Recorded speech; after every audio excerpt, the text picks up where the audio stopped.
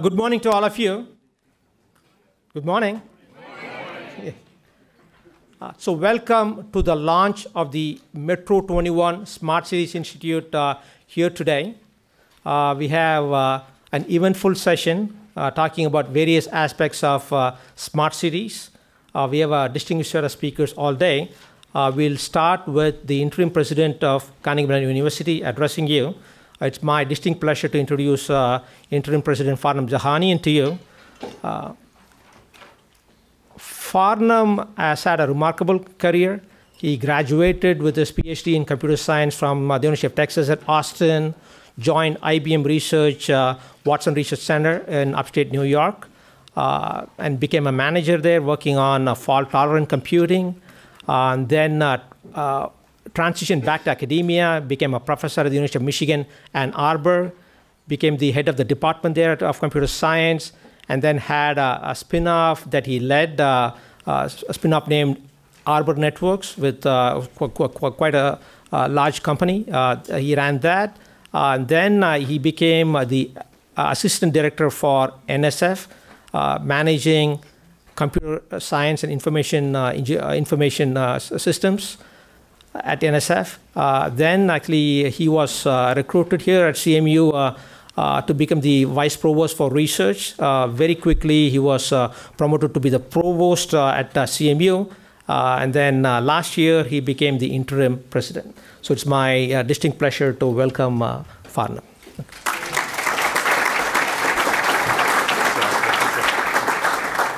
You know, what Raj didn't tell you is that I've known Raj, he and I have been friends and collaborators for about 30 years. The downside of knowing someone for 30 years is he goes back that far to tell you my life story. Thank you for your kind words, Raj. Thanks very much. Good morning, everyone. It's such a pleasure to be with you. And on behalf of my colleagues here at Carnegie Mellon, it's my great pleasure to welcome all of you to the launch of Carnegie Mellon University's Metro21 Smart City Institute, which has become a campus-wide initiative that encompasses so much of our work at the intersection of technology and society. Today is a celebration of the hard work of a countless number of individuals, both within the university as well as outside the university, who have helped to establish this institute that focuses on technologies, policies, as well as implementation. I want to acknowledge a couple of folks as I go through my introductory remarks. As I mentioned, this includes individuals within the university and outside. First of all, among the leadership of the university who are with us today, Ramaya Krishnan, our Dean of Hines College, who's here, Jim Garrett, who's our Dean of Engineering, of course, Raj, who's serving as Director of Metro21, Karen Littman, who is Metro21's Executive Director, Rick Stafford, who has contributed to this effort for many, many years, Chris Hendrickson, of course, and Stan Caldwell. Please join me in thanking not only the individuals that I mentioned, but the rest of my colleagues at CMU who have contributed to this effort over the years. None of this, of course, would be possible without the support that we've had in our partners, in industry, in government, and of course, the wonderful foundation community that we have here in Pittsburgh that have worked together to establish Pittsburgh as a global model for innovative cities. I'm delighted to see a number of them here. Rich Fitzgerald, who's here, our county executive for Allegheny County. Karina Ricks, who's the Director of Mobility and Infrastructure for the City of Pittsburgh. Grant Oliphant, of course, representing foundations. I know Dave Roger is here. Brian Hill from RK Mellon is with us. And a number of colleagues from industry, including representatives from Bosch, Duquesne Light, Crown Castle, and a number of others. Again, please join me in thanking all of our partners who've contributed to this effort over the years. Today is not just a milestone, a wonderful milestone for Metro21. It's also an opportunity to celebrate the progress we've made as an institution, as a community, to bridge the gap between technology and people who use the technology. You know, I joined this university, as Raj mentioned, from the National Science Foundation, where I headed the Computer and Information Science and Engineering Directorate. And I'll tell you, this was, of course, from 2011 through 2014. And the buzz at that time, during the previous administration, was how technology has become a vital part of our nation's economic growth and productivity. And fast forward a few years later, it's undeniable. We also recognize that achieving the next generation smart and connected communities would require collaboration between public and private sectors, as well as experts from many different disciplines and different sectors in our economy. Over the past decade, and I think most of you recognize this, that CMU has truly embraced this call to action, of course joined by partnership with the city of Pittsburgh, the county, as well as our institutional and industry partner.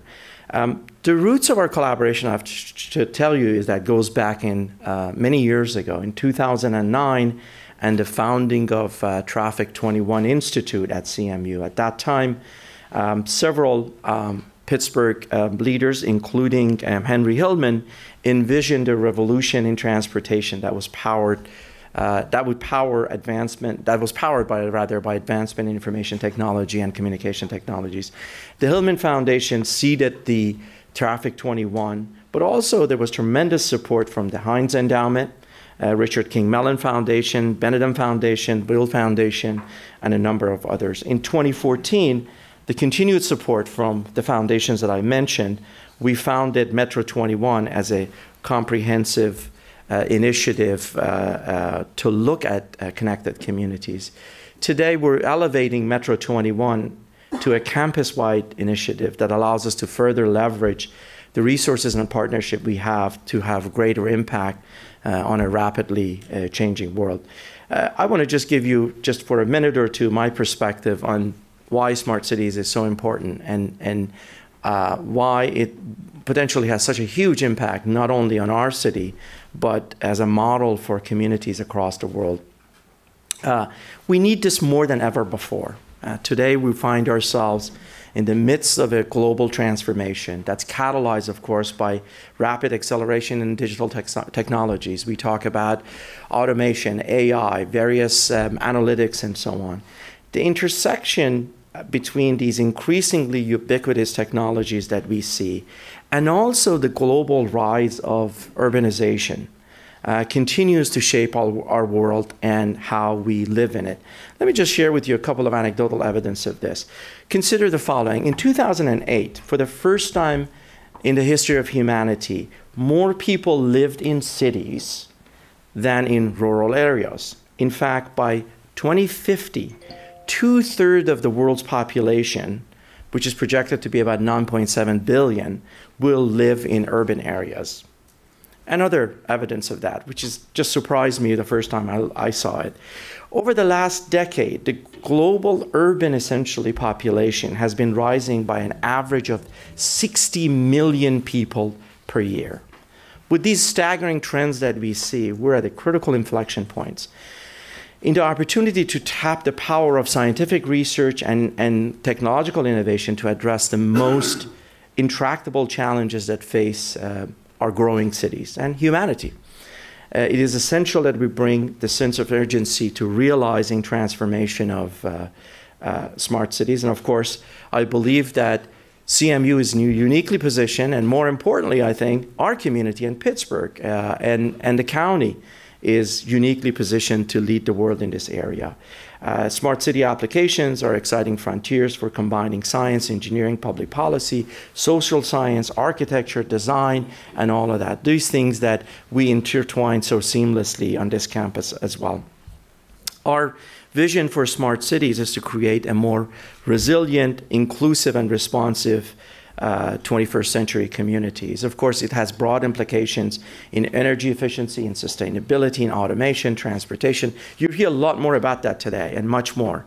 But put simply, if you step back and look at this, we're really talking about enhancing quality and delivery of urban services, increasing efficiency and resiliency of city infrastructure, greater access to and inclusion, more sustainable environments, using data-driven decision-making to flatten the urban peaks, if you will. And finally, perhaps most importantly, as our government officials would attest to this, create a more direct engagement by citizens in shaping our communities.